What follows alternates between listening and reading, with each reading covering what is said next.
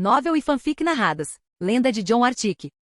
Capítulo 181. As peças continuam se movendo neste jogo. Essos, 296 d.C. A frota continuou navegando por cerca de um mês, enquanto as notícias do avistamento da frota ártica indo para o leste rapidamente se espalharam ao longo das semanas. Ninguém sabia exatamente seus objetivos, e então eles desapareceram do mundo conhecido, gerando muitas dúvidas entre todos que os conheciam e estavam cientes de seu destino pretendido. Veja bem, no final eles fugiram, disse um homem gordo, vestido com roupas próprias para o calor, adornado com inúmeras joias por todo o corpo, incluindo orelhas cheias de brincos e alargadores de ouro, o rosto perfurado e o corpo coberto de tatuagens. Este homem falou com seu companheiro enquanto eles observavam a cidade abaixo deles, no topo da grande pirâmide de Meeren. É verdade, por um momento pensei que teríamos uma guerra às nossas portas, respondeu seu colega. Você fala como se estivesse com medos, zombou o primeiro homem. Não é como se lidar com tantos navios fosse uma coisa simples, respondeu o segundo bruscamente. Mesmo assim, ainda temos nossos portões para nos proteger, disse o primeiro homem. Espero que você esteja certo.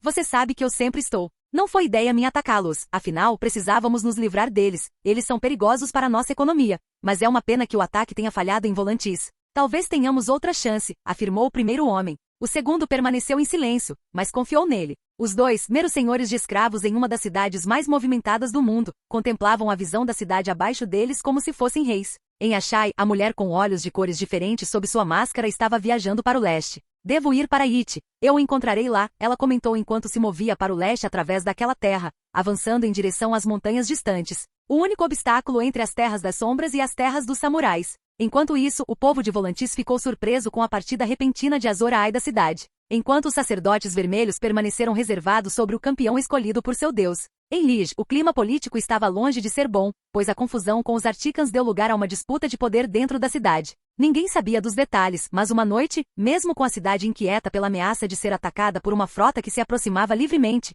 um conflito armado eclodiu ao longo de vários dias. Em meio às chamas, plebeus e até prostitutas pegaram em armas, apesar das tentativas de Zala Maeres de reverter a situação que seu filho havia criado. Alguns outros magistérios estavam interessados em derrubá-lo como o maior mercador, enquanto outros queriam apenas garantir a segurança da cidade antes que um grupo poderoso, eliminando todos os seus adversários, aparecesse em suas águas e liberasse fogo sobre eles. No final, toda a família Maeres foi morta e empalada no portão da cidade, enquanto seus recursos foram divididos entre os outros nobres. Enquanto Lige estava em caos, Dora Martell estava sentada em sua cadeira, franzindo profundamente a testa. Seu irmão tinha acabado de chegar em Dorne, e Doran queria perguntar a ele por que ele havia retornado sem Nyra, ou melhor, Rhaenys Targaryen. Não havia razão para eu tirá-la de lá, Oberyn disse em um tom casual, enquanto Doran lhe dava um olhar severo. Seus filhos estavam presentes, então ele se virou para eles. Saiam agora, preciso ter um momento a sós com seu tio, ele disse, precisando ter uma conversa desagradável com seu irmão mais novo. Assim que ficaram sozinhos, Doran imediatamente perguntou a ele,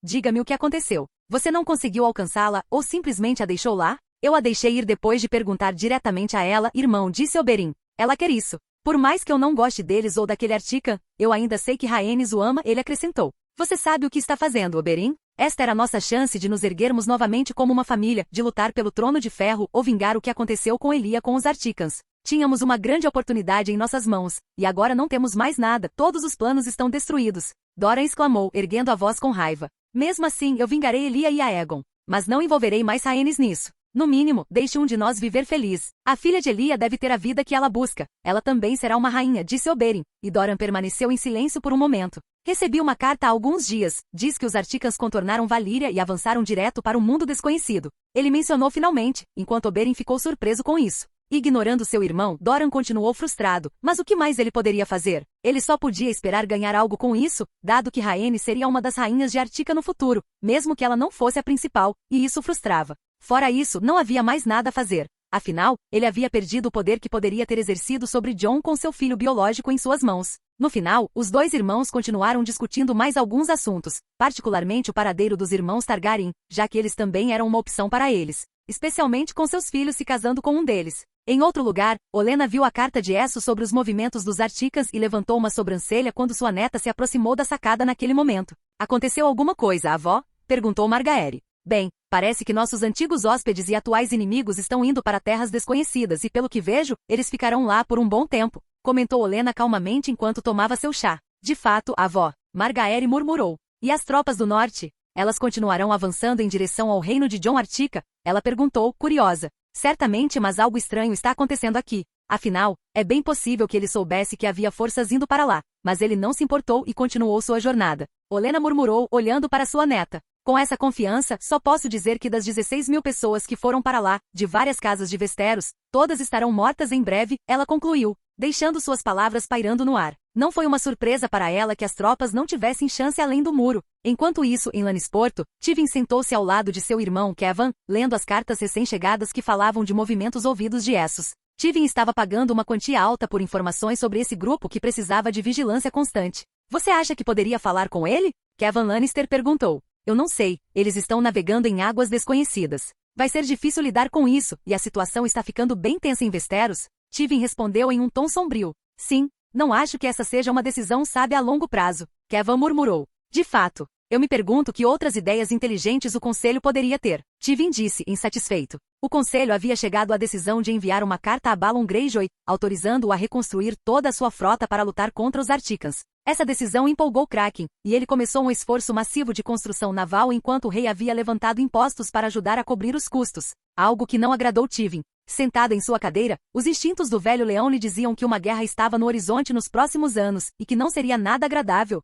especialmente com algumas casas tendo conquistado tanto poder. Parecia um tiro no próprio pé. Em King's Landing, uma nova reunião do conselho estava começando, mais uma vez centrada nos Articans, já que sua partida do mundo conhecido havia chocado a todos. Eles estavam indo em direção às terras desconhecidas do leste. Mais uma vez, o conselho tentou encontrar uma solução, mas nada parecia solucionável, apenas esperando por boas notícias das tropas que haviam cruzado o muro. Ao norte, Ned recebeu a carta com essa informação alguns dias depois, confirmando o que ele já suspeitava. Ele soube depois que Jon passou a informação para Lord Manderly em Braavos, antes de trazer Arya de volta. Ele suspirou e pensou nas tropas que cruzaram o muro há mais de um mês, avançando para o norte. Ele se perguntou o que aconteceria quando encontrassem os Articans. Ele tinha sido severo e inflexível com seu amigo, o rei, afirmando que não enviaria nenhum nortista em tal expedição, preferindo permanecer neutro, mesmo que tivesse sido uma exigência de Jon e Robert. De volta a Essos, um grupo específico estava avançando para o oeste, tentando chegar à Baía dos Escravos, enquanto o dono daquela caravana cavalgava, vestido com trajes do deserto.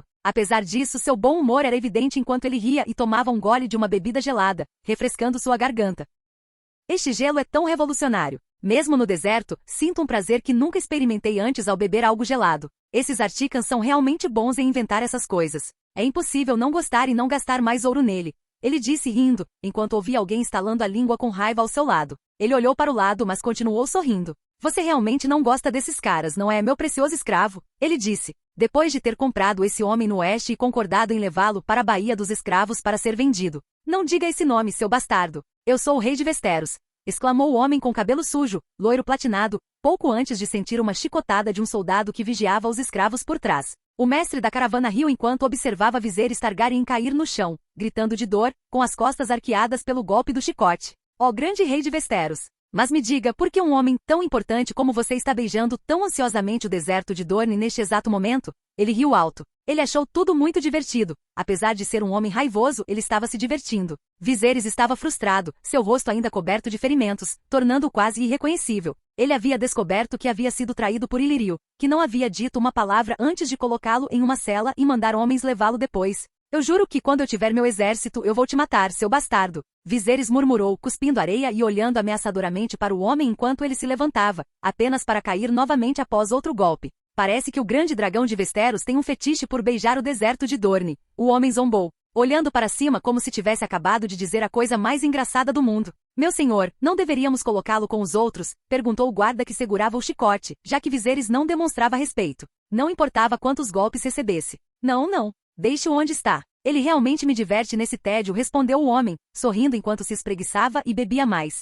Tudo bem, o guarda murmurou afastando-se, mas mantendo um olhar severo em Viserys, pronto para atacá-lo quando necessário. Meu senhor, outro guarda se aproximou. O que foi? Ele perguntou, ficando sério dessa vez ao ver o guarda se aproximando. Não recebemos mais nenhum avistamento do nosso batedor ao norte até agora. Os soldados estão ficando um pouco preocupados com isso, relatou o guarda. O batedor não voltou? Bem, mande outro para verificar, ele ordenou, enquanto o guarda voltava para se organizar com os outros. O olhar do traficante de escravos voltou-se para Viserys, que estava de pé. Bem, em todo caso, continuaremos andando. Talvez até o fim desta jornada eu tenha você na minha coleção de escravos e não para venda, só para me entreter com seu humor. Ele disse, enquanto Viserys rosnou. mas não disse mais nada, pois receber mais chicotadas estava longe de ser agradável. No entanto, depois de dar apenas alguns passos para frente, um som começou, pequeno no início, mas rapidamente se tornando estrondoso no horizonte do deserto. Todos olharam naquela direção, e os olhos do traficante de escravos se arregalaram quando ele viu todo o horizonte começando a se encher de cavalos. Dothraki, temos que fugir, um guarda disse imediatamente.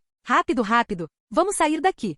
O traficante de escravos entrou em pânico e esporeou seu cavalo, atingindo as costas do animal, deixando até mesmo seus escravos para trás enquanto tentava escapar. Viserys ficou confuso e com medo enquanto o grupo Dothraki se aproximava, gritando em um estranho tom de guerra como hienas. Ele viu os homens que o torturaram e zombaram dele tentando fugir, mas foi inútil. Os Dothraki cavalgaram através deles, matando-os enquanto caçavam cada um. No entanto, por algum motivo, Viserys e os outros escravos foram deixados ilesos. Ele só podia vê-los todos morrerem à distância, seja por flechas ou armas enquanto os cavaleiros os alcançavam. Alguns tentaram se render, mas os Dothraki não mostraram misericórdia, massacrando-os até o último homem. Viserys ficou profundamente chocado quando um guerreiro Dothraki se aproximou dele e dos outros escravos, conduzindo-os para um canto. O guerreiro parecia estar procurando por algo entre os escravos, e olhou para Viserys com um olhar feroz antes de dizer algo em uma língua estranha, apontando para ele e então puxando-o pelos cabelos e jogando-o para frente. Viserys tropeçou, tentando se levantar, enquanto alguém mais alto e mais ameaçador do que qualquer outro Dothraki se aproximava com uma expressão séria.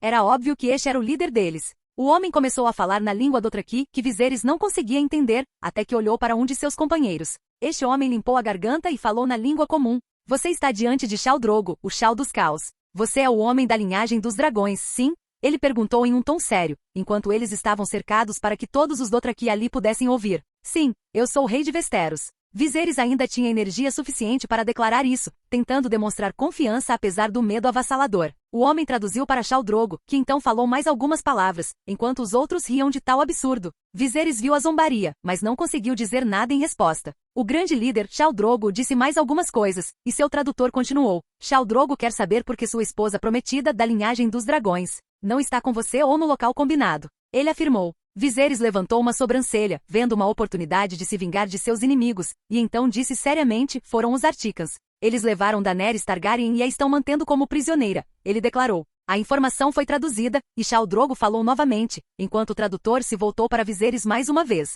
Khal Drogo quer saber onde encontrar esses Articans, disse ele, enquanto Viserys via o líder Dothraki olhando para ele com olhos intensos. No mesmo deserto de Dorne, mais a sudoeste perto das Cidades Livres, um grande acampamento militar foi montado no deserto aberto, em uma área projetada para detectar qualquer inimigo que se aproximasse. As bandeiras da Companhia Dourada tremulavam ao vento no final da tarde. Nós enfrentaremos aquele pequeno calazar e coletaremos o dinheiro, alguém estava dizendo dentro de uma das tendas, onde uma grande reunião estava acontecendo sobre uma missão para a qual eles foram contratados. Eliminar um calazar de um Khal menor que havia invadido muitas aldeias na região, irritando alguns clientes ricos. O líder da Golden Company estava passando algumas informações para seus subordinados. Tudo bem, faremos isso, mas ainda tenho uma pergunta. Quero saber por que esse garoto tem comparecido às reuniões ultimamente, disse o mercenário com um tom de insatisfação, apontando para um jovem de cabelo azul parado ao lado de Griff, o tesoureiro da Companhia Dourada. Ele está na reunião por razões que serão reveladas no futuro. Por enquanto, apenas aceite esse fato, respondeu Harry Strickland, o líder da Golden Company.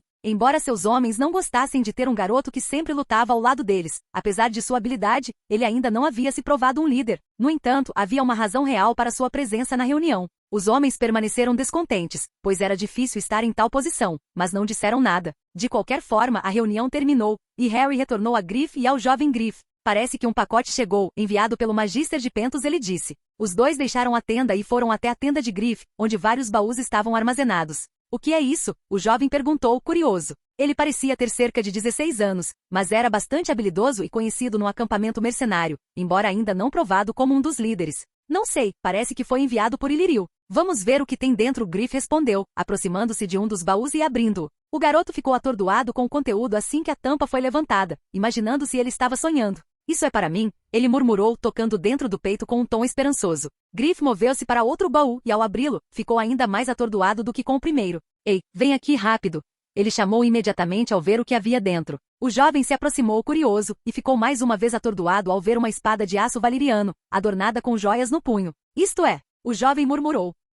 Sim, é Blackfyre. De alguma forma, Illyrio conseguiu pôr as mãos nela, Griff respondeu, igualmente surpreso. Ele se virou para o jovem. Pegue. Ela pertence a você. Como o futuro rei de Westeros, está em sua espada, seu direito de nascença, ele disse enquanto o jovem se aproximava e pegava a espada, olhando para ela com admiração. Vamos lá fora, Griff pediu, e o jovem assentiu enquanto saía da tenda, levantando a espada e examinando como a lâmina refletia a luz do sol. Isso chamou a atenção de muitos por perto, que observaram o Blackfyre sendo erguido diante de todos os mercenários. Salve o rei dos 7 reinos, Aegon Targaryen! Griff proclamou, sacando sua própria espada e se curvando imediatamente na frente de todos, enquanto os mercenários ficaram em choque. Dentro da tenda, no baú que Griff havia aberto primeiro, mas ainda não explorado, estavam 3 ovos de dragão petrificados.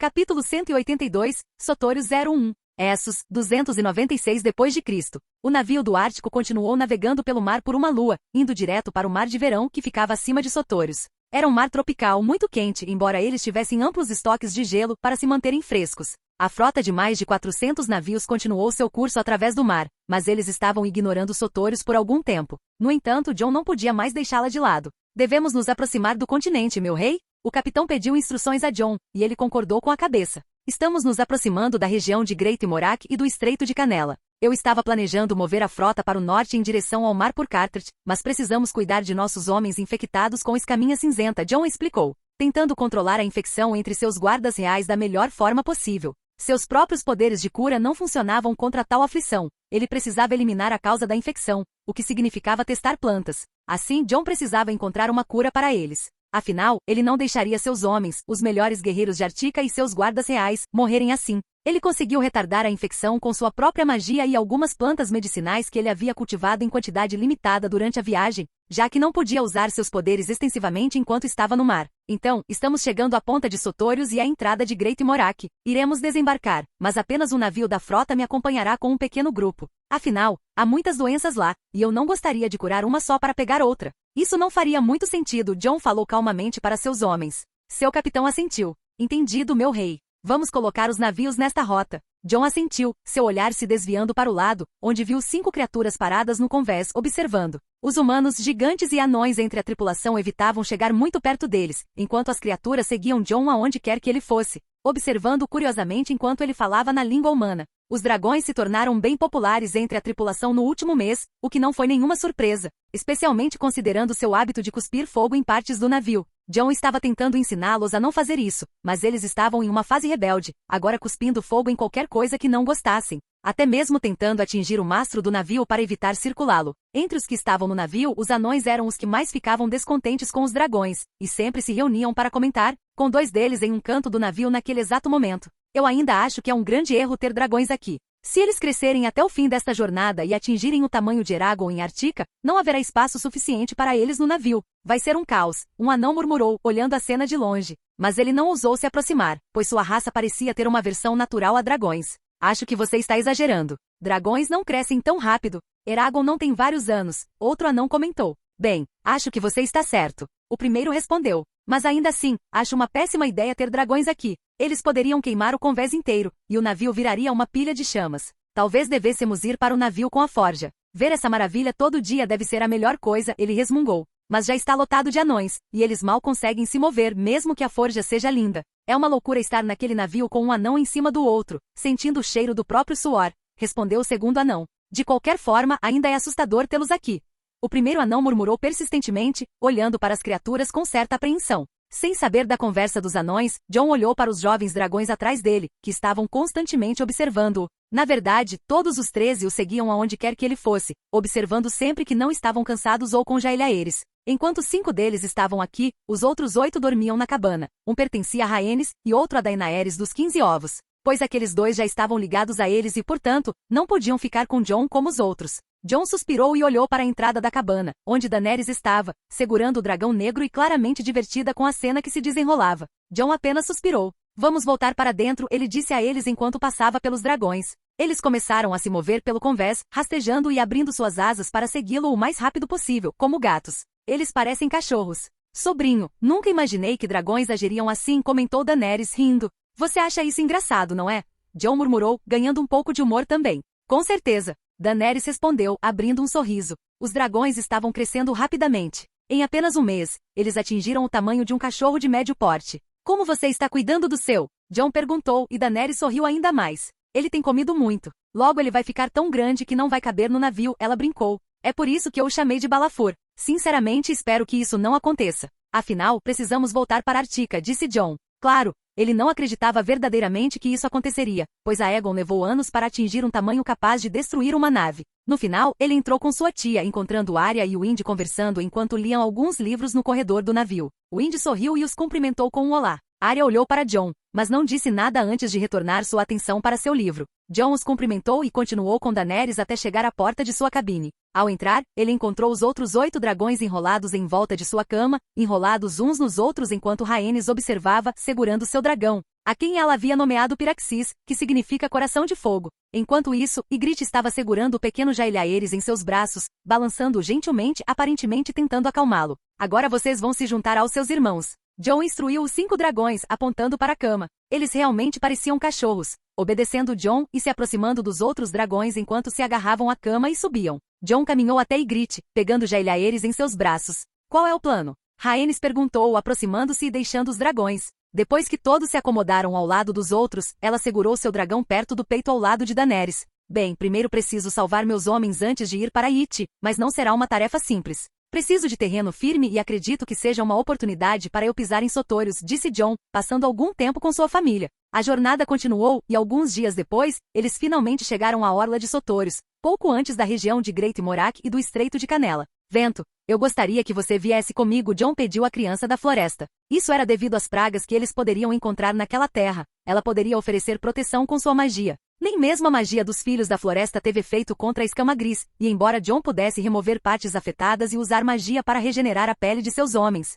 ele queria encontrar uma cura definitiva para a doença, pois isso ajudaria muitas pessoas. Tenha cuidado, Jon ouviu alguém murmurar, olhando para ver Arya por perto. Jon assentiu. Você ficará aqui desta vez, Arya, mas é uma tarefa simples, não estarei em perigo lá. Quanto menos de nós formos para Sotorius, melhor, dado o risco de espalhar doenças. Jon falou, e Arya assentiu embora tentasse insistir em ir junto. Desta vez, no entanto, Jon não permitiria. No final, Jon foi transferido para outra nave e deixou a frota com a nova embarcação enquanto o resto dos Articans aguardava seu retorno em mar aberto. Ele precisava fazer essa jornada sozinho, junto com Wind, seus homens infectados e uma pequena tripulação, para trabalhar no desenvolvimento da cura. Como estavam perto, Sotorius apareceu no horizonte. O navio navegou em direção à costa a toda velocidade, que parecia uma linha verde à distância. A floresta tropical se revelou gradualmente e a praia logo apareceu quando o navio finalmente ancorou nas proximidades após algumas horas. Jon aproveitou o tempo para montar seu pequeno laboratório no navio. Jon finalmente saiu enquanto seus homens preparavam o barco para remar até a costa. Ele não conseguia parar de pensar em tudo que poderia encontrar lá.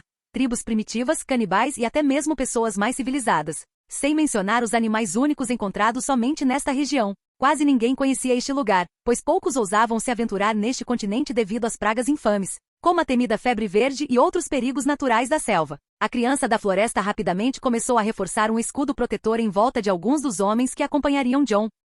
Sem perder tempo, eles embarcaram no barco e começaram a remar em direção à ilha, indo em direção à praia. Finalmente chegamos. Vou garantir que colocarei alguma segurança ao nosso redor na floresta contra a vida selvagem local. Apenas fiquem alertas para quaisquer ataques das tribos. Elas tendem a frequentar esta área, disse Jon, e seus homens assentiram em reconhecimento. Eles se moveram para a floresta passando por coqueiros, pois Jon precisava de solo firme para começar a cultivar vários tipos de ervas e plantas medicinais. Ele planejou combinar os ingredientes e tentar encontrar um antídoto para seus homens no navio. Eles se aventuraram na selva, encontrando um local adequado para começar a plantar várias ervas em um bom pedaço de terra convenientemente perto da praia. Jon pediu a todos que recuassem e, usando o poder que havia adquirido dos deuses antigos, começou a colocar sementes no chão e a criar plantas que cresciam a uma velocidade notável, como se por mágica bem diante dos olhos de todos. Comecem a colher, ele instruiu, pedindo aos seus homens que reunissem tudo o que pudessem levar para o laboratório improvisado na nave. Enquanto trabalhava, Jon percebeu que estavam sendo observados. À distância, um homem segurava um arco, preparando-se para mirar uma flecha em sua direção.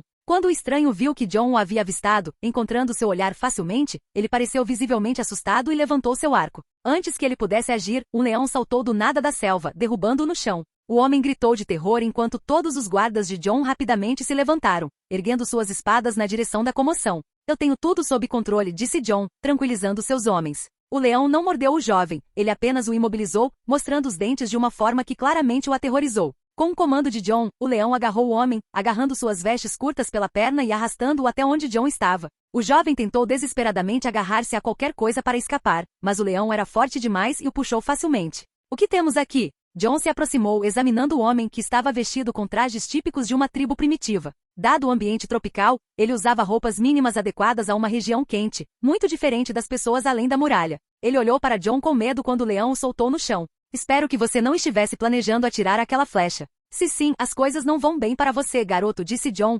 surpreendentemente usando algumas palavras da língua comum de Sotoros, que ele havia estudado um pouco, mas nunca dominou, pois não havia encontrado muita utilidade para ela. Quem é você, homem de metal? O jovem murmurou na mesma língua que John acabará de falar, aterrorizado ao vê-lo em sua armadura. Estou aqui apenas para coletar algumas plantas. Só isso, John respondeu calmamente, enquanto seus guardas reais vigiavam a selva. Ele percebeu que não havia mais ninguém por perto, pois ele também estava no controle da maioria dos animais ao redor deles. Eu vi você fazer árvores crescerem do chão. Como isso é possível? Ele murmurou, ainda em choque. Você controla os animais também? O jovem não conseguia tirar os olhos do leão parado ao lado de John, aguardando novos comandos. Isso não lhe diz respeito muito, John respondeu antes de continuar, no entanto. Eu preciso de um pouco de paz aqui, e acho que você pode me ajudar. John disse, oferecendo um leve sorriso. O quê? O jovem murmurou, sua voz cheia de medo. Simples. Quero que você avise seu povo que não estou aqui para brincar. Então peço que fique longe daqui. E se eu sentir qualquer ameaça do seu povo? Não será apenas uma dessas criaturas atacando vocês. Seja lá como vocês chamam os leões aqui, disse John, tentando manter a língua nativa.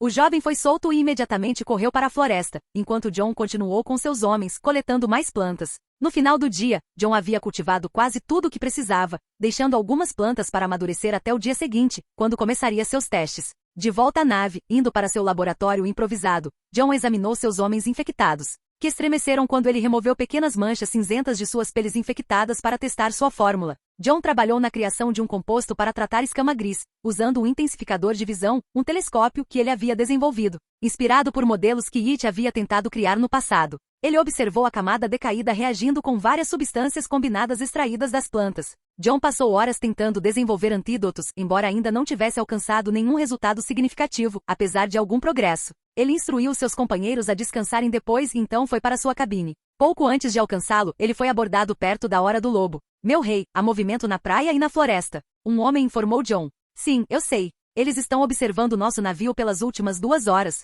Eu vi através dos animais, John respondeu, notando que as pessoas estavam observando o navio e tentando entender o terrário que ele havia criado na ilha. Mas ele queria deixar isso para amanhã, percebendo que o aviso que ele havia pedido ao jovem para transmitir à sua tribo havia saído pela culatra, atraindo ainda mais olhares. Sem pensar muito no grupo selvagem, ele foi dormir, pois começou a dominar as mentes de todos os corvos da floresta, procurando por qualquer coisa interessante ali. No dia seguinte, John e seus homens retornaram à praia, onde encontraram vários nativos empunhando lanças, tentando afastar 4 leões que o cercavam. John olhou para o grupo que o encarou com medo. Desta vez, todos os homens eram adultos, vestidos de forma semelhante ao jovem que eles encontraram no dia anterior. Acredito que deixei claro para vocês não se intrometerem em nossos assuntos, correto? John comentou, aproximando-se dele sem medo. É homem de ferro, viemos encontrá-lo, disse um dos homens, tentando permanecer firme enquanto olhava para John e os leões, preparando-se para um possível ataque. Então me diga, o que você quer de mim? John perguntou, cruzando os braços e levantando uma sobrancelha. Nosso líder deseja dar-lhe as boas-vindas à tribo, o homem respondeu. John balançou a cabeça. Por que eu iria lá? Estou indo embora em breve e preciso de apenas mais um dia aqui? Ele sabia que poderia encontrar uma cura para seus homens e estava confiante de que precisava apenas de mais um dia. Mais uma vez, peço que não interfiram nos meus negócios. Ele falou com autoridade e uma pitada de advertência quando os leões começaram a empurrá-los para trás. Os 4 homens recuaram para a floresta e John deu de ombros, retornando ao seu trabalho de fortalecer as plantas para seus experimentos. Ele seguiu a mesma rotina e acordou na manhã seguinte, ainda encontrando contratempos, mas se aproximando de um avanço. Ele havia encontrado uma substância combinada que reagia bem contra a escama gris, embora ainda não fosse potente o suficiente para eliminá-la rapidamente. Era muito lenta, e John não tinha tempo para esperar por um efeito prolongado. Ele precisava que funcionasse mais rápido. Então, ele decidiu ficar mais um dia. Mais uma vez, ele foi abordado pela tribo, agora liderada por uma mulher idosa vestida de ossos e plantas. Ela carregava um cajado e parecia ter cerca de 55 anos. Acompanhada por 8 homens, ela se aproximou de John cautelosamente. Você é o homem que faz as plantas crescerem do chão e controla os animais?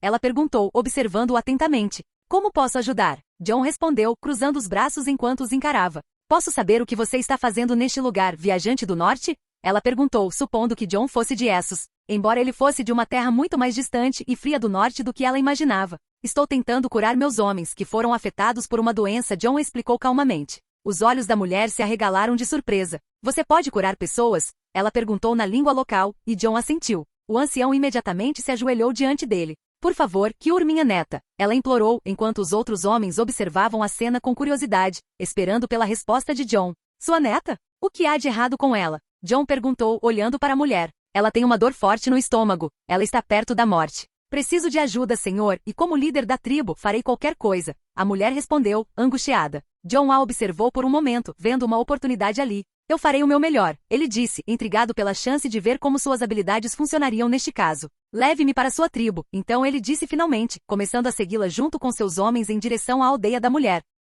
Capítulo 183, Sotório 02. Essos, 296 depois de Cristo. E assim os Articans acabaram seguindo o grupo de nativos de Sotores, enquanto Jon e seu grupo estavam logo atrás, com seus guardas mantendo um alto nível de cautela. Meu rei, você tem certeza de que estamos seguros acompanhando esses nativos tão facilmente? Um dos guardas reais falou, seguindo-os cautelosamente. Está tudo bem. Há algo interessante lá que eu gostaria de investigar. Além disso, estamos muito seguros. Estou no controle de todas as feras próximas, Jon disse calmamente. Ao ouvir isso, os guardas reais assentiram, ainda cautelosos, e o seguiram pela estreita trilha da floresta com os nativos à frente. Curioso para conhecer essas pessoas, Jon não perderia a chance de vê-las antes que o grupo retornasse à frota. Eles caminharam por cerca de 20 minutos, enquanto os homens da tribo ocasionalmente olhavam para ele com expressões cheias de curiosidade e cautela, como se quisessem ficar de olho em cada movimento daquele estranho vestido de metal. Jon, no entanto, não se incomodou com isso, mantendo sua atenção nas vistas que se desenrolavam diante dele. A floresta era rica, cheia de plantas e todos os tipos de vegetação que se esperaria em uma floresta tropical.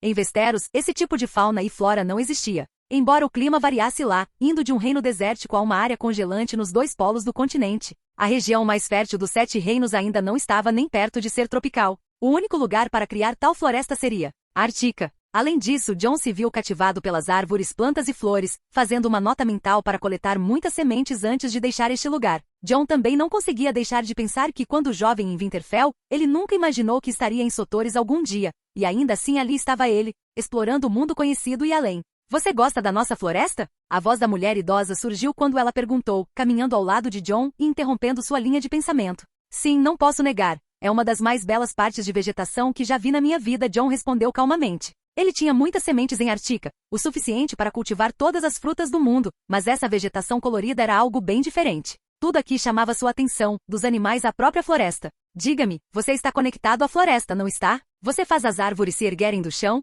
Como você fez isso? Ela perguntou novamente com grande curiosidade. A linguagem deles era um pouco limitada, e às vezes eles falavam em palavras soltas, mas Jon conseguia entendê-la enquanto ela falava com ele. O rei Artican apenas deu um leve sorriso. Fui abençoado pelos deuses, Jon respondeu simplesmente. Sério? Por Inti. Ela olhou para ele surpresa. Quem é Inti? Jon perguntou. Ele é o Deus Sol. Nós o adoramos. Ele e seu guardião, que anda nesta floresta, nos protegem, ela disse. Bem, nos poucos anos que vivi, descobri que este mundo tem muitos deuses. Eu não ficaria surpreso se um realmente existisse, respondeu Jon. Afinal, não havia nada que documentasse todos os deuses existentes, tornando difícil acreditar ou negar. Os 7 não existiam pelo que ele tinha visto, apenas os deuses antigos e o deus vermelho, que ele havia encontrado em Volantis. Talvez você seja abençoado por ele, ela continuou murmurando, claramente não acreditando em outros deuses, mas Jon balançou a cabeça, quase rindo. Não, não foi ele quem me abençoou. Eu tenho meus próprios deuses, ele respondeu enquanto continuavam caminhando pela floresta. Não demorou muito para que eles se deparassem com uma vila ao longe, em uma área mais baixa que o nível da floresta.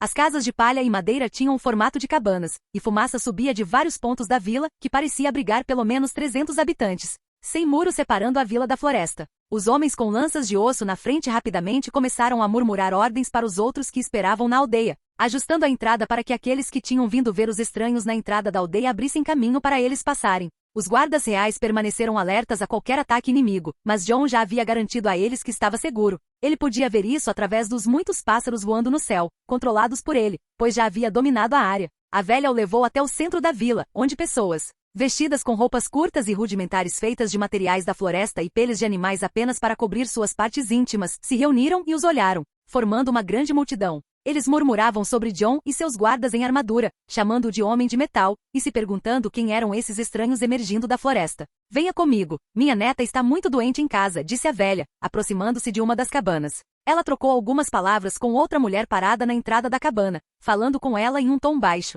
Uma pequena discussão começou e a mulher, que parecia ser uma filha ou nora, exclamou algo para a mais velha, lançando um olhar desconfiado para Jon e os outros. Mas no final, a velha conseguiu convencê-la a deixá-los entrar. Os guardas reais, sem entender o que estava acontecendo, apenas assentiram e seguiram John para dentro da cabana. O lugar era inteiramente primitivo, feito apenas com recursos que a floresta podia fornecer. No canto, havia uma cama de palha e peles de animais, onde uma jovem de cerca de 18 anos estava deitada. Ela estava queimando de febre, suando e não tinha nada cobrindo seu corpo para permitir que o calor escapasse e a mantivesse mais fresca. A velha olhou para a jovem, tocou sua testa, então se virou para John e perguntou na língua local: "Você pode ajudá-la?" Ela praticamente implorou. "Deixe-me ver o estado dela", pediu John. A velha deu um passo para trás, e John se aproximou tocando a testa da jovem. Ao fazê-lo, ele emitiu um brilho verde que fez a velha arregalar os olhos como se estivesse testemunhando um milagre. Mas John não parou por aí. Ele sentiu a febre queimando no corpo da garota, mas percebeu que o problema não estava na cabeça dela. Ele moveu a mão para baixo, enquanto o brilho se espalhava pelo corpo dela, até localizar a fonte da febre e seu estado enfraquecido.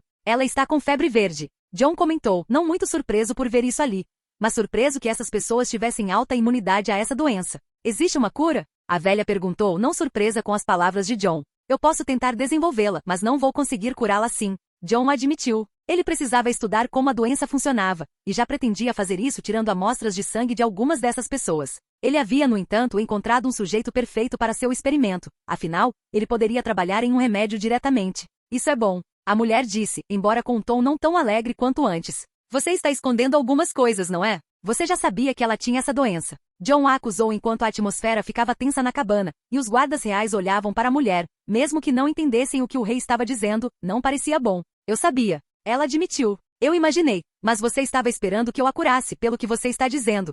Isso deve acontecer com frequência nesta vila, não é?" John perguntou, agora mais curioso. "Sim", a mulher disse e continuou. "Todo mês, alguém sofre da doença, então devemos levá-los como um sacrifício ao guardião de Inti, que reside na floresta e nos protege", ela disse, e John levantou uma sobrancelha. "Então você manda todos os seus doentes para morrer." John repetiu o que ela disse na língua comum, e dessa vez seus homens ouviram. "Sim, mas eu não queria que aquilo fosse, ela é minha única neta, e seria uma vergonha se minha única descendente morresse", ela disse, nomeando sua neta pela primeira vez. John permaneceu em silêncio por um momento antes de responder a ela. "Posso tentar curá-la." "Quanto tempo eu tenho?" John perguntou. 3 dias antes do ritual começar, ela disse. "Trabalharei o mais rápido que puder, mas não posso prometer nada", disse John, e ela concordou com a cabeça. Não demorou muito para que eles começassem a deixar a vila, com a multidão observando John partir, carregando um frasco com o sangue retirado da jovem. "Você vai ajudá-la, meu rei?" perguntou um dos guardas reais, e John assentiu. "Claro. Não vejo razão para não fazê-lo. Posso encontrar uma cura para 2 doenças incuráveis aqui. Não vou perder a oportunidade", John respondeu com um tom sério, e os outros assentiram em concordância com seu rei. Como a maioria na aldeia, a velha e a mãe da menina só puderam assistir John partir enquanto alguns guerreiros falavam com a matriarca da aldeia, reclamando que ela havia trazido estranhos para perto deles e depois os deixado irem embora daquele jeito. Eles argumentaram que nem todos receberiam bem a visão de homens vestidos de metal emergindo do mar e vindo até eles.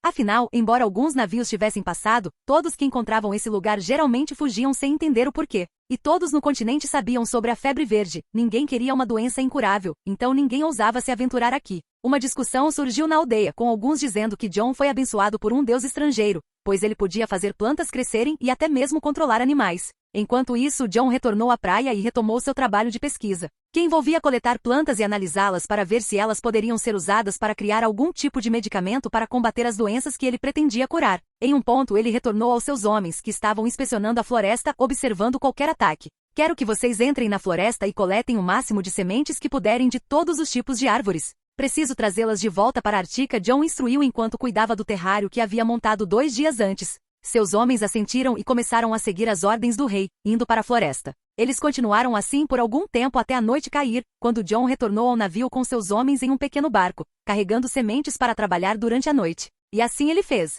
Primeiro, ele começou a trabalhar com seus homens infectados, estudando escama gris e chegando mais perto de uma cura. Então, ele passou a examinar o sangue que havia coletado da jovem, tentando entender os efeitos da febre verde e encontrar uma maneira de combatê-la. Isso continuou por algum tempo, e John nem percebeu quando amanheceu. Ele suspirou, e apesar de ter ficado acordado a noite toda, levantou-se e saiu do laboratório para fazer sua primeira refeição com seus homens. Retornando ao trabalho algum tempo depois, ele manteve a mesma rotina por mais um dia, retornando à ilha para cultivar mais plantas medicinais. Enquanto isso, os nativos o observavam de longe, curiosos, mas não cautelosos com o grupo. No entanto, nem tudo foi em vão naquele dia. John finalmente conseguiu encontrar uma combinação de substâncias que poderiam destruir os efeitos corrosivos da escaminha durante a noite em seu laboratório. Animado, ele chamou seus homens para aplicar sua descoberta. Isso deve servir. John preparou mais da mesma fórmula líquida, entregando frascos a eles. Tome isso a cada 5 horas. Você deve começar a se sentir melhor nos próximos dias. Fique de olho e me avise se houver algum problema, John instruiu.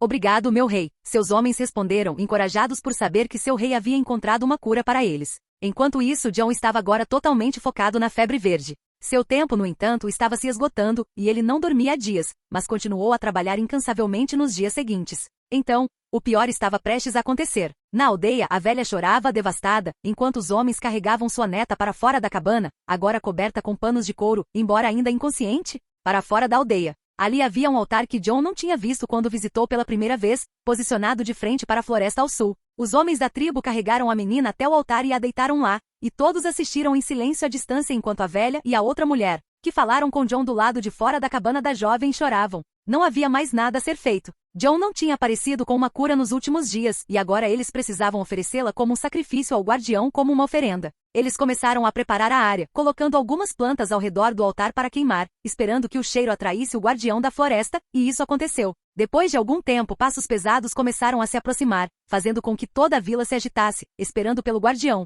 com alguns moradores rezando enquanto olhavam diretamente para o céu. O guardião se aproximava, atraído pelo cheiro que os homens tinham espalhado. A cada passo, os tremores ficavam mais intensos até que a criatura emergiu da floresta em meio às árvores. Era uma figura gigantesca e inspiradora, com mais de 15 metros de altura, com manchas vermelhas por todo o corpo, andando sobre 2 pernas e com braços muito pequenos para o tamanho do corpo. Ele se equilibrava apenas sobre as 2 pernas devido a essa estrutura corporal incomum para um animal. Conforme a criatura se aproximava, sua sombra cobria o corpo da garota enquanto ela abria levemente a boca, encarando a oferenda que os aldeões tinham deixado para ela. Quando ela finalmente chegou ao altar, os aldeões assistiram, acostumados ao ritual de sacrifício. A criatura começou a abrir a boca cheia de dentes, inclinando-se, pronta para devorar a jovem doente. Mas quando todos pensaram que as mandíbulas da criatura se fechariam em volta da garota, com seus parentes chorando e até virando o rosto, ela parou de repente. Isso fez com que todos olhassem, perplexos, enquanto a criatura lentamente recuava, afastando a cabeça do sacrifício. Ela não precisa morrer. De repente, a voz de John soou enquanto ele saía da floresta e caminhava até a frente de toda a vila.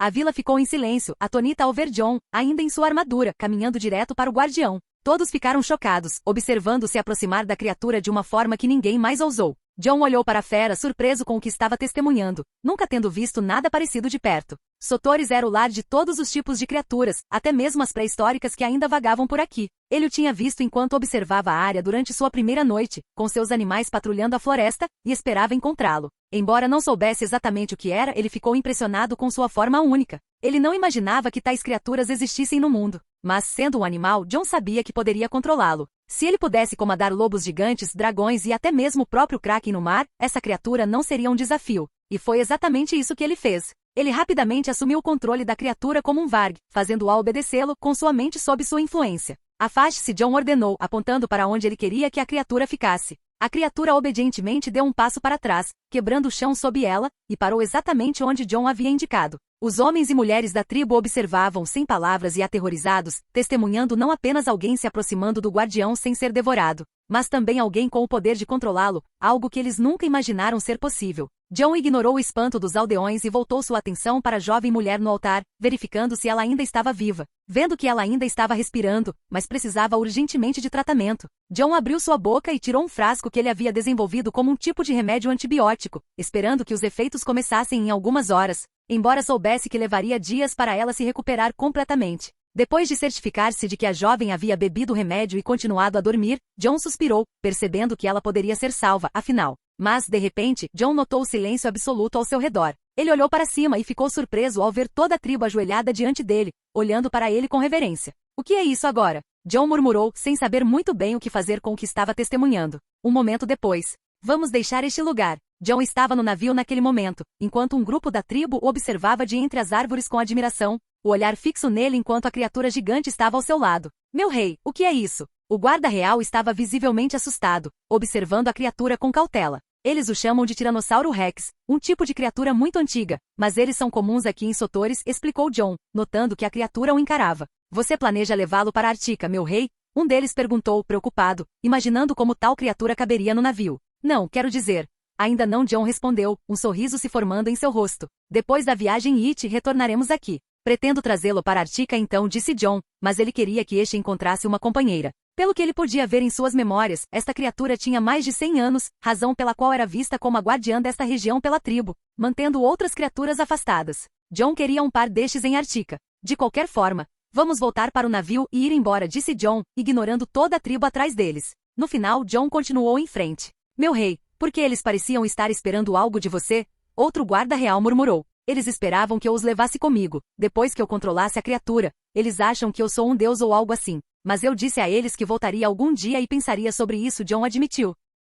E então eles deixaram Sotores para trás enquanto o Indy fazia perguntas sobre o que tinha acontecido, observando a criatura recuar para a floresta e desaparecer. Os nativos permaneceram, observando o navio enquanto ele partia, esperando que um dia John retornasse para eles. Capítulo 184 Viagem para It. Essos, 296 depois de Cristo. John tinha acabado de voltar para a nave principal, chegando com seus homens. Todos ali estavam esperando por sua chegada, enquanto aqueles que o acompanhavam estavam logo atrás dele, tendo passado por uma triagem para evitar trazer doenças para a nave. Finalmente chegamos! O Indy exclamou logo atrás de John, indo ao encontro de sua família que a esperava. Você faz parecer que essa parada foi mais interessante do que você esperava, Arya perguntou à amiga. John domesticou um antigo animal mítico, foi incrível. Embora eu não estivesse lá, todos falaram sobre como John salvou uma mulher de ser sacrificada à besta pré-histórica. O Indy disse animadamente. Isso é verdade, John? Perguntou Ygritte, ficando ao lado de Rhaenys enquanto John se aproximava para cumprimentá-los. Mais ou menos, respondeu John. Posso contar essa história depois, mas primeiro, vamos colocar a frota de volta no curso. Todos estavam finalmente embarcando no navio principal, até mesmo os 2 guardas reais, que agora estavam muito melhores. A pele deles estava finalmente começando a se curar, embora precisassem de descanso, pois a área afetada seria removida antes que seus corpos começassem a se regenerar completamente. Apesar da cicatriz que permaneceria, eles ficariam bem. Alguns homens viram John e fizeram algumas piadas enquanto ele conversava com sua família. Seu novo filho estava embalado nos braços de Rhaenys, com o dragão cinza a seus pés, junto com os outros 13 dragões esperando por perto.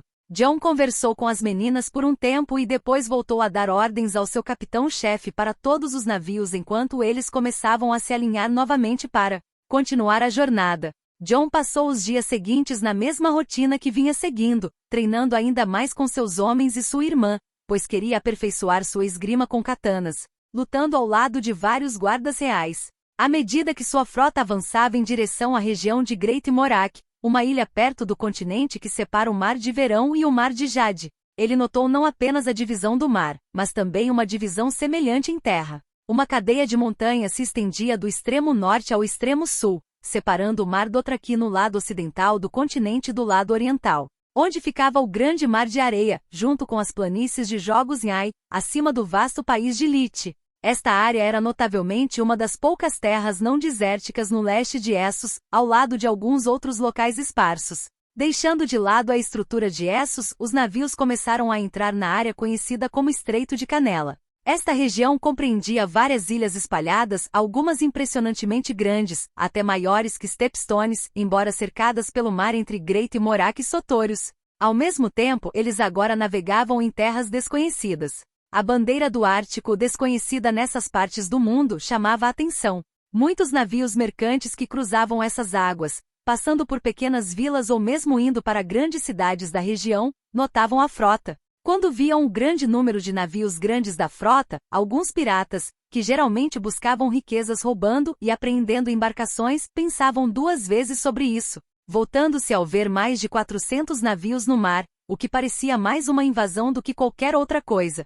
Esse movimento gerou rumores nas cidades costeiras por onde John passou, ou onde navios que avistaram a frota atracaram, deixando muitas pessoas preocupadas. Pescadores relataram a grande frota no mar, suspeitando que poderia ser uma tentativa de conquista, dada a bandeira desconhecida. No entanto, a frota de John não parou em nenhuma dessas cidades, ilhas ou lugares acessíveis a partir dessas águas. Eles apenas contornaram a área ao redor das ilhas e ao sul de Great Morak, indo para o leste antes de virar para o norte em direção à próxima parada, Yin. Depois de várias semanas, os navios finalmente estavam se dirigindo para o famoso Mar de Jade, conhecido por suas ilhas e pelo poderoso reino de It, o maior reino deste lado do mundo. Incrível! Olhe para esta água, está começando a assumir uma cor verde azulada profunda. Como isso é possível?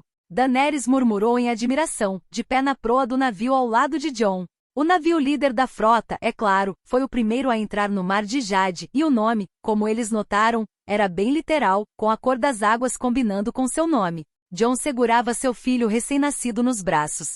Já fazia 2 luas desde o nascimento do menino. Ele ainda precisava da mãe frequentemente para amamentar, mas Jon o segurava sempre que podia, compensando o que não podia fazer com Jon e Lyanna devido à necessidade de empreender essa jornada antes de finalmente ficar em Artica. Os dragões o seguiram sem surpresa, com todos os 13 reunidos a seus pés enquanto ele estava com Daenerys. Eles estavam sempre por perto, divididos entre Jon ou seu filho, enquanto Rhaenys e Daenerys mantinham seus próprios dragões ao lado. Ygritte, enquanto isso, começava a mostrar uma barriga perceptível. Seu filho estava se desenvolvendo bem, e já estava claro que seria um menino. A rotina da frota continuava intensa, e mais de 3 semanas haviam se passado desde que eles deixaram Sotorius. Esse atraso foi significativo, pois em certos pontos da jornada, piratas tentaram emboscar os navios mais distantes. Em um ponto, o navio que transportava a forja, sendo rebocado por outros, foi atacado por 20 navios piratas, pois os piratas presumiram que continha um grande tesouro, algo tão brilhante e pesado que até fez o navio tombar na água. Mas no final, pela primeira vez nessas partes do mundo, o incêndio florestal foi testemunhado quando todos os navios piratas explodiram em uma exibição espetacular de luz e chamas verdes. De volta ao convés com Jon, seu filho, dragões e sua tia, ele olhou para a cor do mar com interesse. É realmente impressionante. Jon admitiu, mostrando a paisagem para seu filho, que olhou curiosamente, mas sem muita compreensão. Ainda estaremos a algumas semanas de It, e parece que Cerume não gosta das algas que fazem o mar parecer verde, pois elas liberam algumas substâncias na água para dar essa cor. Mas pelo menos há mais correntes aqui, então chegaremos à nossa próxima parada mais rápido. Jon conversou um pouco mais com Daenerys, então a convidou para acompanhá-lo até sua cabine, onde entregou seu filho para Rhaenys amamentar. Os dragões se acomodaram na cama do quarto, e Jon foi até Ygritte, que estava pintando em um canto, para olhar suas pinturas e ler um livro. Ele passou os dias seguintes na expectativa de finalmente chegar a Ain e testemunhar um dos reinos mais antigos do mundo, já que It existia desde a Era dos Heróis. O feito de viajar de Westeros para o Extremo Oriente era raro, apenas o lendário Corlys Velaryon, quase 200 anos atrás, havia chegado a It vindo de Westeros como o único Westerosi registrado a fazê-lo. Jon seria o segundo homem na história de Westeros a realizar tal feito. O que ele não sabia era que o país estava no meio de uma guerra, e a presença dos Articans logo se tornaria um marco histórico para aquelas terras.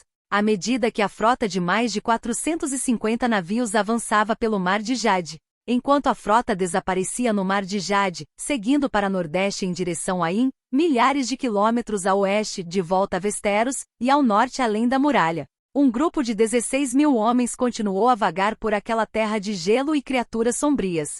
Eles começaram sua jornada passando pela área de Craster's Keep.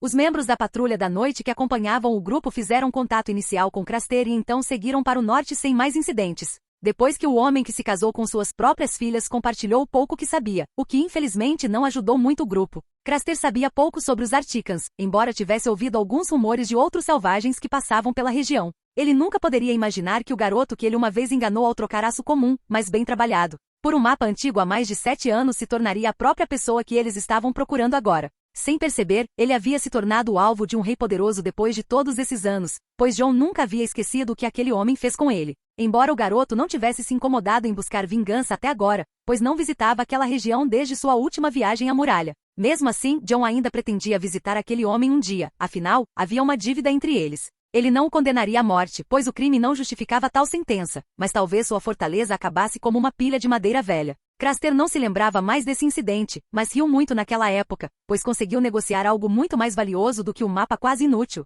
uma representação mal desenhada das terras além da muralha. Enquanto isso, os soldados do sul estavam deixando aquela área e marchando lentamente para o norte. Com milhares em movimento, eles enfrentaram o grande desafio de terreno difícil, cheio de encostas, florestas e até montanhas, o que atrasou consideravelmente seu progresso. Semanas começaram a passar enquanto eles se aventuravam na região em busca do reino de Artica, embora não houvesse nenhum sinal dele. Eles tinham que parar constantemente para montar acampamento todas as noites. Devemos estar perto agora, certo? Gavin Westerling, o comandante desta campanha, perguntou a um membro da patrulha da noite. Corin Alfan, um dos homens que se voluntariou para acompanhá-los e era conhecido por sua perícia naquela região, olhou para o horizonte coberto de montanhas e florestas. Ainda não, ele respondeu, sabendo que ainda estavam longe. Há uma árvore gigante neste lugar. De acordo com os selvagens que nos informaram, ela não está aqui, e seríamos capazes de ver aquela árvore de uma grande distância. Mas se pudermos chegar a um ponto mais alto, teremos uma visão melhor. Acredito que estamos no caminho certo. Era difícil determinar sua localização exata ao norte da muralha, mas indo para o norte, Corin Alfan acreditava que eles poderiam estar perto.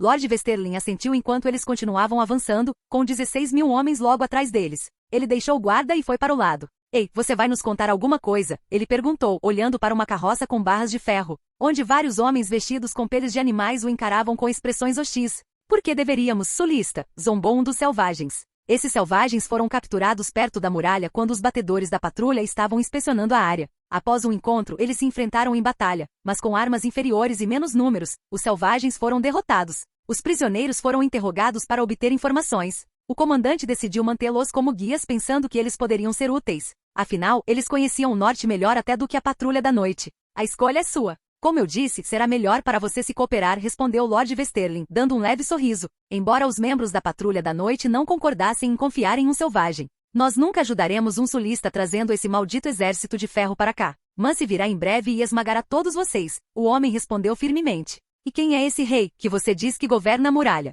Westerling zombou, sorrindo novamente. Eu pensei que o rei além da muralha fosse Jon Artic, o bastardo de Winterfell. Ele disse. Não sabemos nada sobre esse Jon Artic ou esse lugar que você está procurando. O selvagem retrucou com desdém. Então, mesmo que você nos torture, não fará diferença porque não poderíamos lhe contar nada de qualquer maneira, ele zombou. Este grupo, de uma tribo nas terras do extremo norte, veio do oeste. Eles tinham visto Mance alguns anos atrás e decidiram ir para o sul para esperá-lo. Enquanto seguiam em direção a Ardome, foram capturados, surpresos ao ver tantos sulistas entrando em suas terras com um grande exército. O mais surpreendente era que esses soldados do sul estavam procurando por um lugar chamado Artica, um reino que supostamente existia além da muralha. Os selvagens riram quando ouviram isso, pois não acreditavam em tal lugar. No entanto, aqueles que viajaram mais para o leste, perto da costa, sabiam da hidrovia que levava diretamente ao reino, enquanto aqueles no oeste não conseguiam acreditar que tal lugar existisse em suas terras. Foi graças ao canal que a maioria do povo livre encontrou o reino de Artica, indo até os muros da cidade. Jon havia estabelecido um sistema de filtragem, permitindo que apenas aqueles considerados adequados passassem. Afinal,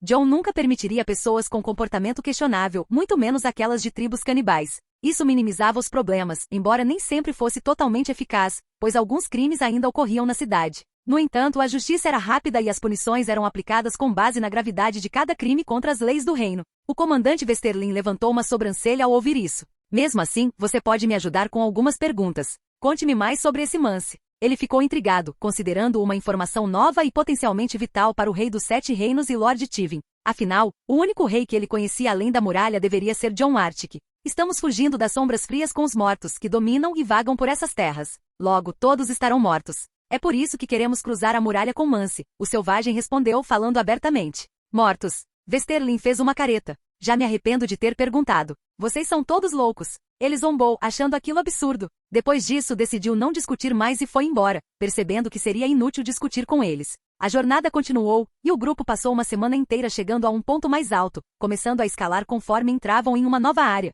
Passar por uma floresta desacelerou ainda mais a marcha das tropas. Foi um dos últimos dias, quando eles achavam que estavam se aproximando de seu objetivo, que algo estranho aconteceu. Uma noite, enquanto os homens tentavam se manter aquecidos, desacostumados ao frio, eles começaram a amaldiçoar seu desconforto. Ei, por que tivemos que vir aqui? Um dos homens exclamou irritado. Quieto! Não vê que estou tentando me aquecer aqui? Droga! Gritou outro. Por que temos que estar neste lugar congelante? Um terceiro homem rosnou com raiva, tentando se aquecer o máximo possível naquela noite gelada. Temos outra escolha? Pare de choramingar e seja grato por estarmos congelando no meio do nada. Não sei como esse povo de Wall vive sem mulheres e neste clima. Eu preferiria a castração. Outro disse ao primeiro. Tanto faz, respondeu o primeiro, enquanto continuava se aquecendo sem querer discutir mais. Eles ficaram em volta do fogo por um tempo até que, de repente, ouviram um grito vindo da floresta. Ali! O grito ecoou como de um animal selvagem, mas era claramente humano. O que foi isso? Um dos homens se levantou rapidamente e agarrou sua espada ao lado dele. Não sei. O batedor não deveria estar na floresta, outro respondeu, preocupado.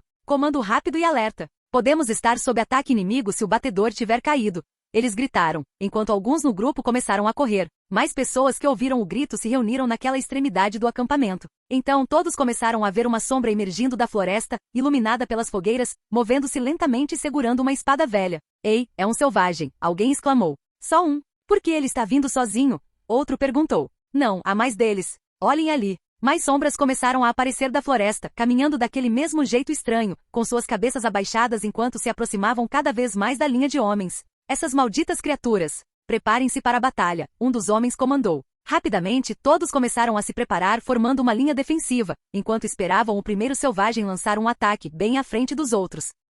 Então o selvagem parou na frente de todos eles, sem demonstrar medo, e lentamente começou a levantar a cabeça. Os homens observaram atentamente até que a criatura revelou uma visão aterrorizante. Metade de sua mandíbula foi arrancada, deixando seus dentes expostos, e seus olhos brilhavam com uma luz azul vívida. Seu rosto parecia mais o de um cadáver do que o de uma pessoa viva. Isso congelou todos eles, paralisados de medo, até que o monstro de repente começou a atacá-los com um rosnado. O primeiro homem, vindo das terras da tempestade, rapidamente levantou sua espada para atacar o que quer que fosse, cravando-a profundamente no peito da criatura enquanto gritava, aterrorizado e nervoso, observando a criatura, esperando que ela caísse no chão. Mas ele mal teve tempo de comemorar o golpe. Mesmo com a espada enterrada no peito, o selvagem de olhos azuis e corpo morto continuou avançando. Erguendo sua própria arma, a criatura atingiu o sulista, que só pôde assistir impotente enquanto ela desferia um golpe em seu pescoço, deixando-o sem palavras antes de cair, engasgando com seu próprio sangue. O que é isso? O que são esses monstros? Os homens no acampamento que testemunharam essa cena horripilante ficaram aterrorizados, observando o selvagem, mesmo com uma espada cravada no peito. Continuar se movendo em direção a eles como se não se perturbasse, fazendo com que todos dessem passos temerosos para trás. Que os sete nos protejam! Outro homem exclamou, erguendo sua espada trêmula enquanto seu olhar recaía sobre todo o grupo emergindo da floresta. Todos os outros selvagens que seguiam a criatura também levantaram suas cabeças, revelando o mesmo brilho azul assustador em seus olhos. No momento seguinte, eles avançaram em direção ao grupo, e mais mortos-vivos surgiram da floresta. O terror havia descido sobre o povo do sul naquela noite. Enquanto isso, várias corujas observavam os gritos e o caos que irromperam daquele lado do acampamento, chamando a atenção de todos. Até o comando percebeu a comoção e começou a se mover para ver o que estava acontecendo. Um dos batedores articanos, observando de longe através dos olhos de uma coruja, abriu as costas dentro dos muros de Artica e suspirou, levantando-se rapidamente para informar seus superiores. Os sulistas já estavam perto do reino, mas agora parecia que os caminhantes brancos os haviam alcançado primeiro. Afinal, havia 16.000 novos cadáveres prontos para seu exército. Guaxinim aqui, atenção a todos. Não postarei nada durante a semana de 25 a 1º, pois estarei de folga por motivos pessoais. Capítulo 185, a perdição daqueles que entram nas terras de Artica 01, Norte, 296 d.C. Os gritos começaram a ecoar naquela noite, cheios de morte e terror, de um canto do acampamento. Todos estavam confusos, exclamando em choque, como se estivessem sob uma invasão selvagem. O pânico se espalhou rapidamente pelo acampamento, e logo mais gritos e rumores surgiram. Não foi um ataque selvagem, como eles pensaram a princípio. Gritos sobre monstros, mortos-vivos e cadáveres atacando-os rapidamente circularam entre os soldados, muitos dos quais correram na direção oposta. A primeira linha de defesa do acampamento começou a ruir conforme mais e mais cadáveres avançavam, rosnando e reivindicando vítimas um após o outro. Os soldados do sul mal conseguiam reagir ao terror de ver monstros indescritíveis diante deles, lutando mais por desespero do que tentando manter qualquer formação. O que são essas coisas? Pelo 7, salve-nos! Como podemos derrotar esses monstros? Gritos aterrorizados irromperam desesperadamente enquanto mais e mais mortos-vivos os pressionavam, começando a invadir suas posições, matando qualquer um que pudessem, deixando mais e mais sulistas como cadáveres espalhados pela neve. Lord Westerlin avançou rapidamente em direção à comoção com seus homens e membros da Patrulha da Noite, correndo para ver o que estava acontecendo. Ele se moveu através das fileiras de homens, olhando para as cenas diante dele, cheio de exclamações chocantes. As fogueiras começaram a se espalhar devido ao caos, incendiando tendas, iluminando tudo e dando às pessoas uma visão mais clara dos horrores que se desenrolavam. Isto, pelos deuses! Ele parou com seus homens, observando uma verdadeira onda de mortos avançando em direção a eles. Soldados tentaram esfaquear as criaturas, mas elas não pararam nem mesmo quando seus corpos foram cortados. Eles continuaram rosnando e matando mais e mais soldados. Lord Westerlin congelou, seu rosto travado em horror. Até mesmo os membros da Patrulha da Noite presentes tremeram enquanto observavam as criaturas medonhas, sem saber o que eram, com olhos azuis brilhantes e rosnados animalescos. Temos que fazer algo contra eles, exclamou um homem ao lado de Westerlin, igualmente aterrorizado. Lord Westerlin olhou para um membro da Patrulha da Noite próximo e rapidamente o questionou. Você pode me dizer o que são essas coisas? Não sei. Nunca vi nada assim, respondeu Corin Alphan, com a mesma expressão de medo de seus companheiros, perdendo toda a confiança de um lutador experiente. Você está dizendo que não sabe o que essas coisas são? Tudo bem, precisamos pará-los. O comandante rapidamente começou a organizar seus homens conforme eles se aproximavam, dando ordens a todos ao redor. Fiquem firmes, homens. Nós lutaremos contra esses monstros. Lord Westerling comandou apesar do medo, tentando controlar a situação. Os homens começaram a ouvir, começando a lidar com as criaturas de forma mais eficaz. A batalha continuou durante a noite, com corujas árticas observando a carnificina das árvores. Quando amanheceu, o acampamento estava envolto em fumaça com tendas e árvores queimadas. Os soldados do sul tinham expressões de choque e exaustão após uma noite inteira de luta, olhando para os restos de seus companheiros caídos, que estavam sendo carregados como animais mortos para serem jogados em enormes fossos para queimar, com vários desses fossos espalhados ao redor. No final, eles conseguiram vencer a batalha contra os mortos, mas não sem perder mais e mais homens. Os mortos-vivos foram mais fáceis de lidar do que eles pensaram, pois pareciam bastante irracionais, e em meio ao caos, eles descobriram que o fogo poderia destruí-los. Eles então começaram a usar todas as fogueiras.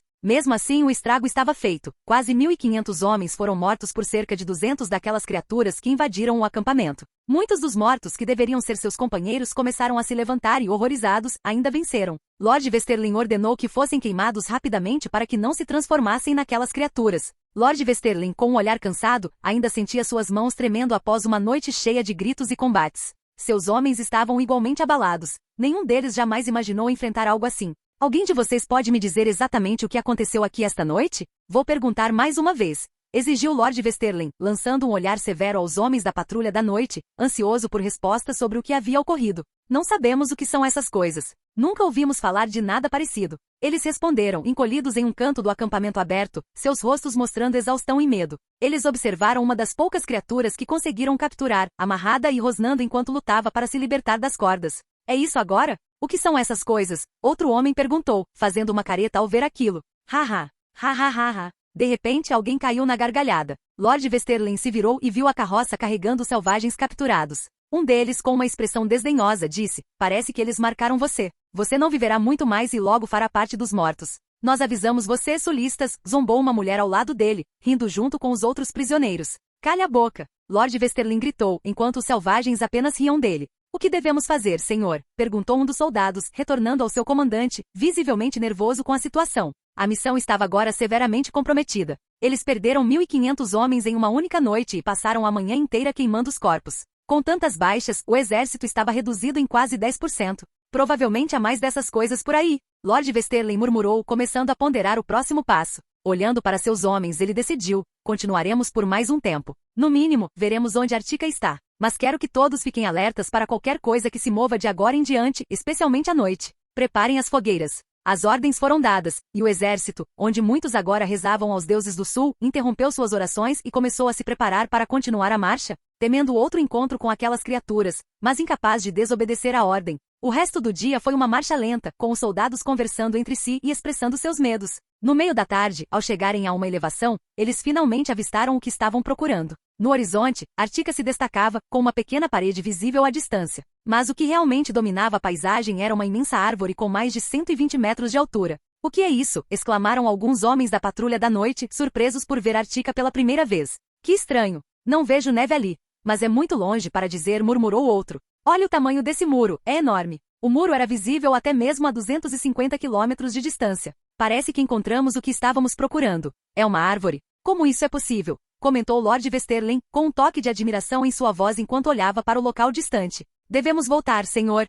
Perguntou um homem ao lado dele, claramente relutante em continuar depois dos horrores da noite anterior. Westerling balançou a cabeça e respondeu, ainda não. Quero chegar mais perto. Já estamos no território deles e precisamos continuar de qualquer maneira. Vamos descer daqui e avançar mais um dia para inspecionar a área. Todos assentiram, começando a descer para o terreno mais baixo, entrando em uma floresta pouco antes do anoitecer, onde montaram um grande acampamento para seus 14.500 homens. Desta vez, eles estavam especialmente tensos, observando as árvores na escuridão, alertas a qualquer movimento que pudesse sinalizar a presença daqueles monstros que os atacaram na noite anterior. Até agora, tudo parecia calmo, mas seus medos logo se mostraram justificados. As criaturas começaram a emergir mais uma vez das sombras da floresta, espalhando pânico entre as fileiras. Eles estão de volta. Gritos irromperam por todo o acampamento enquanto mais e mais mortos avançavam em direção a eles. Os soldados rapidamente se organizaram com arcos e flechas perto das fogueiras, lançando flechas flamejantes na horda que se aproximava. observando enquanto as criaturas eram atingidas e começavam a queimar. Lord Westerlin rapidamente assumiu a frente do exército, organizando-os em uma formação para proteção. Conforme mais e mais mortos apareciam, seus números eram ainda maiores do que aqueles enfrentados na noite anterior. Eles pareciam estar zombando dos sulistas, e era exatamente isso que estava acontecendo porque à distância. Uma figura ainda mais horrível do que os mortos-vivos se aproximava, um caminhante branco, em cima de seu cavalo cadáver, observando os incontáveis homens que ele poderia transformar em seus soldados. Ele só tinha que esperar por um grupo maior de mortos que ele já estava convocando. Enquanto isso, ele observaria enquanto mais e mais deles caíam. A batalha continuou com os sulistas liderando muito mais efetivamente do que na noite anterior, mas mesmo assim, eles enfrentaram um grupo ainda maior de mortos-vivos. No final, quando o sol começou a nascer, Lord Westerlin percebeu que havia perdido mais de 500 homens, uma frustração que o consumia. Essas coisas nunca vão parar de nos atacar? A paciência de Westerlin estava se esgotando enquanto ele lutava com o pensamento perturbador de que eles poderiam estar sob ataque constante. Deveríamos voltar para o sul, meu senhor. Não podemos enfrentar essas criaturas novamente, implorou um guarda. Ele está certo. O moral está baixo entre os homens. Ninguém quer mais continuar. Acrescentou outro. Não vamos voltar. Lord Westerlin respondeu firmemente, embora claramente abalado, tentando manter o controle e a ordem. Não antes de chegarmos perto de Artica. Chega de conversa. Comecem a marchar de novo. Todos obedeceram, embora relutantemente, retomando sua jornada para o norte. Por um tempo, tudo parecia normal enquanto o exército marchava, mas isso mudou quando uma tempestade de neve incomum começou a se formar. No início era pequena, mas cresceu rapidamente, encobrindo toda a visão deles e deixando-os imaginando de onde tinha vindo. Logo, eles estavam completamente cegos de todos os lados. As criaturas começaram a emergir novamente, pegando-os de surpresa. Preparem-se para lutar, gritou Lord Westerlin, tentando permanecer firme e manter a ordem enquanto o caos irrompia novamente. A batalha começou, e eles rapidamente se viram em desvantagem com a visão obscurecida. Incapazes de acender uma fogueira no meio de tudo isso, mais e mais homens caíam, incapazes de resistir aos mortos, já exaustos da luta da noite. Era como se os mortos-vivos estivessem ali apenas para desgastá-los, deixando-os drenados e indefesos como estava acontecendo agora. Temos que sair daqui, comandante, outros nobres exigiram, insistindo para que ele deixasse esse pesadelo. Até o próprio comandante Westerlin, assustado, tomou uma decisão rápida. Recuem, recuem. Nesse momento de desespero, Lord Westerlin percebeu que eles não conseguiriam resistir e começou a ordenar uma retirada, recuando enquanto observava seus homens caírem à distância. Não havia mais nada a fazer. Eles precisavam escapar da tempestade o mais rápido possível. Eles correram, perseguidos pelos mortos, com cavalos aterrorizados e homens a pé, lutando para escapar. O exército se dispersou, e o comandante Westerlin tentou manter o maior número possível de homens juntos, lamentando ter avançado nessa loucura, embora acreditasse que o resultado teria sido o mesmo se tivessem ido para o sul. Enquanto isso, as criaturas, com olhos brilhando friamente em meio à neve, observavam tudo com um sorriso macabro. Era exatamente o que queriam, dividir os humanos. Depois disso, seria muito mais fácil derrubá-los, apenas cansando-os e garantindo que nunca alcançassem aquelas paredes das quais nem o próprio caminhante branco conseguia se aproximar. Enquanto isso, em Artica, Serena segurava Lyanna e Jon em seus braços, observando com preocupação enquanto Eragon começava a se mover em direção ao castelo, ignorando os protestos dos outros dragões menores. O que ele está planejando fazer? Murmurou um guarda real, observando Eragon atentamente, pois o dragão gigante parecia irritado. Se não estou enganado, ele pretende atacar o exército do sul agora que sentiu a presença deles perto de Artica. Sua Majestade lhe deu ordens para agir quando necessário, Brynden comentou, também observando o comportamento do dragão enquanto Eragon rosnava para o céu, começando a deixar os dragões mais jovens para trás. Todos observaram enquanto o dragão, além do controle de qualquer um, abria suas asas, ganhando impulso e se lançando no céu acima de Artica, voando alto até ultrapassar o grande represeiro, subindo a uma altitude ainda maior. O que devemos fazer? Aemon, também presente, murmurou, observando o dragão partir enquanto Brynden se virava para a rainha. O que você sugere, rainha de Artica? Ele perguntou. Serena vinha recebendo relatos de movimentos do sul o tempo todo, mas ela havia escolhido não enviar homens além das fronteiras de Artica. Mas agora, com Eragon partindo, ela tinha que agir. Meu marido deixou claro que deveríamos lutar contra qualquer inimigo que se aproximasse de Artica. Convocar Duken e dizer a ele para levantar um exército de 16.000 homens. Não podemos deixar Eragon fazer tudo sozinho, podemos?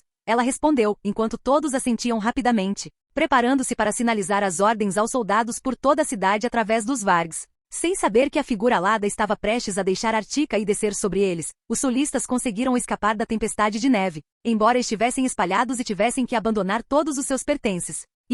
Um grande grupo se reuniu em um ponto, respirando pesadamente. A tempestade ainda estava a mais de 5 quilômetros de distância, e mais homens estavam se juntando quando avistaram um grupo, esperando que pudessem escapar, enquanto outros se espalhavam em direções diferentes. Quantos temos aqui? Lord Westerlin perguntou a um soldado, avaliando a situação desesperadora. Acredito que apenas 8.000 homens, senhor. Ele respondeu com arrependimento na voz. Você está me dizendo que perdemos metade de toda a nossa força? Isso é mais do que vergonhoso, ele murmurou em choque. O que devemos fazer agora? Devemos reunir nossos suprimentos? Não sobreviveremos com tão poucos recursos, outro nobre comentou em pânico. Vocês estão loucos? Voltar para lá é suicídio. Nós vamos morrer, e se os homens se transformarem nessas bestas? Os soldados começaram a discutir, tomados pelo medo. Mesmo assim, devemos. Antes que pudessem reagir, um tremendo rugido ecoou pelo céu. Todos os olhos se ergueram incrédulos ao verem uma criatura alada voando em direção à tempestade. Os sulistas caídos começaram a se levantar novamente como Vigts, seus números ultrapassando 4.000, logo atacando com uma força de mais 1.000 Vigts dentro da tempestade.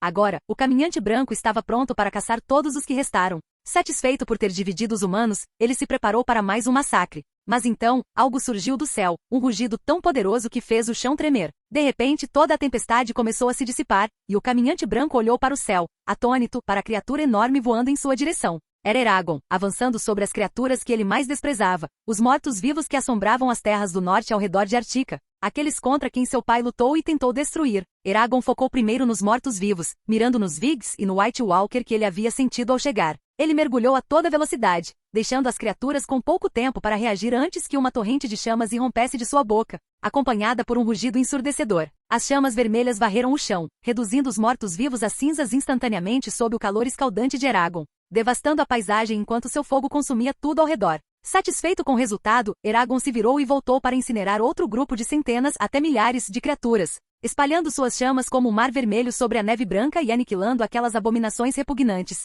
Mas então ele sentiu algo e rapidamente desviou, evitando por pouco uma lança gelada que passou voando por ele. Com um olhar penetrante, Eragon avistou, à distância, uma figura humanoide a cavalo, preparando outra lança. Era um andarilho branco, exatamente como seu pai lhe dissera. Eragon nunca tinha visto um antes, e seus olhos de safira se encheram de fúria. Sem hesitar, ele avançou direto em direção à criatura, destemido, pronto para enfrentá-la. A figura montada preparou outra lança para atacar, mas o dragão manteve um voo firme, avançando cada vez mais rápido em direção ao andarilho branco. Quando a lança foi arremessada com força, Eragon a olhou com desdém. Respirando fundo, ele soltou uma rajada branca e gelada de chamas, quebrando a lança de gelo no ar no momento em que tocou. O caminhante branco ficou atordoado ao ver isso, mas teve apenas um momento para reagir quando o dragão se aproximou a 10 metros, liberando outra explosão de chamas brancas, espalhando-se como uma tempestade de gelo sobre ele. Incrédulo, o andarilho branco percebeu que essas chamas brancas poderiam realmente machucá-lo. Pela primeira vez, ele sentiu algo que poderia realmente matá-lo, além de vidro de dragão e aço valeriano. Pouco a pouco, ele começou a se despedaçar e cair no chão, e todos os mortos ao redor dele desabaram com ele, sem vida. Ao ver os corpos, ainda não consumidos pelo fogo, caídos no chão sem aquela magia necromântica os animando, Eragon decidiu não deixar nenhuma chance para que eles se levantassem novamente. Rapidamente ele começou a cuspir fogo sobre os corpos, eliminando qualquer ameaça que pudesse surgir no futuro. Os homens do sul, observando a batalha de longe, testemunharam o espetáculo em descrença, vendo o dragão queimar tudo em seu caminho a quilômetros de distância enquanto as chamas se espalhavam pela paisagem. Eles questionaram o que estava acontecendo lá e, mais importante, o que um dragão estava fazendo lá. Dragões não deveriam estar extintos. Estamos seguros aqui, longe dele, milord? Um homem murmurou. Eu não sei, nós deveríamos. Lord Westerlin mal teve tempo de terminar sua frase porque o dragão parecia ter completado sua tarefa. Eragon subiu mais uma vez para o céu, então se virou para eles, começando sua aproximação. Lord Westerlin podia ver a morte se aproximando enquanto o dragão olhava para eles como se fossem o próximo alvo a ser erradicado. Eragon havia derrotado aquelas criaturas vis. Agora ele precisava eliminar os humanos que invadiam a terra dele e de seu pai. Obrigado por assistir. Se gostou, deixa o like e inscreva-se. E se possível, o Pix do canal na descrição. Qualquer valor ajuda, assim o canal pode trazer vídeos de autores pagos. Aproveitem o vídeo.